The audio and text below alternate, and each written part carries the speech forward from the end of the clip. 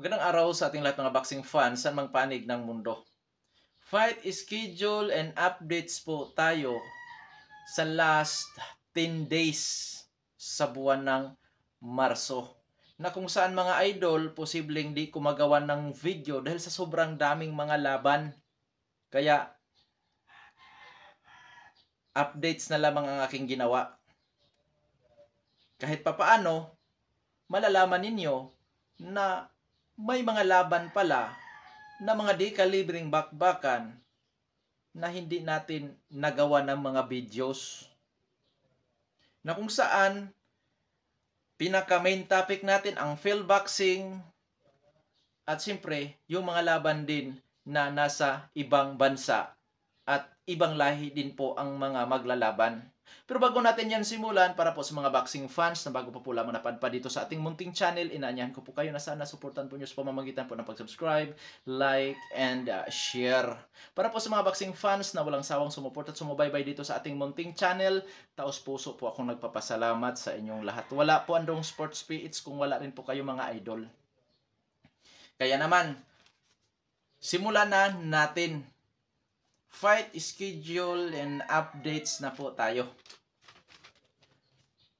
Marso 27, mapapalaban si Nicholas Walter kay Joseph Adorno na kung saan sila po ang magsisilbing main event sa gabi ng laban. Na kung saan doon po ito sa Event Center Plant City, Bansang Amerika.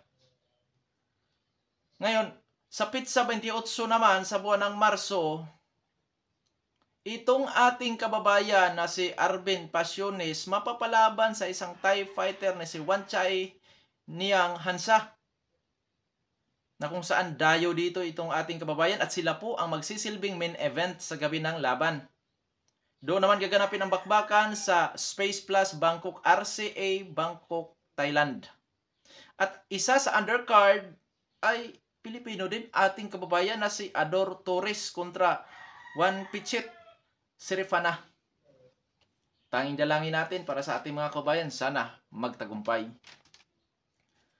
At sa Pitsa 29 sa buwan ng Marso, itong si Oscar Valdez mapapalaban kay Liam Wilson. Sila rin po ang magsisilbing main event. Sa laban na yan, doon naman gaganapin sa Desert Diamond Arena, Glendale, Bansang Amerika. At mapanood ito ng live sa USA ESPN, USA ESPN Plus.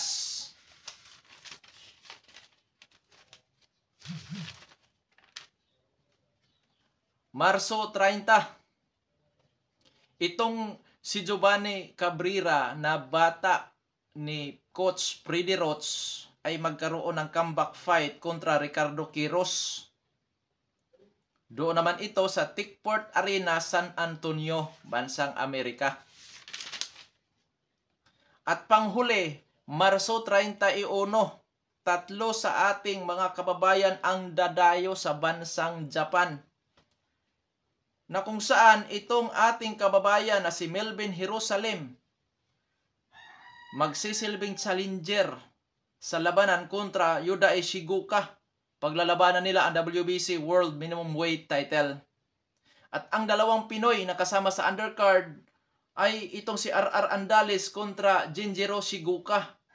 Kevin Villanueva kontra Tomoke Kamida.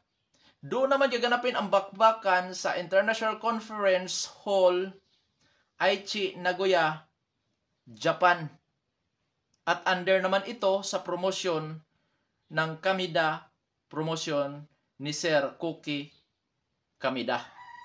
Yan po ang mga bakbakan na kung saan di kalibring labanan na posibleng di natin lahat magawa ng video sa ating fight prediction and analysis. Na kung saan humingi po ako ng paumanhin dahil sa sobrang dami mga idol. Hanggang dito na lamang, ito po ang Dong Sports PH. Maraming salamat po.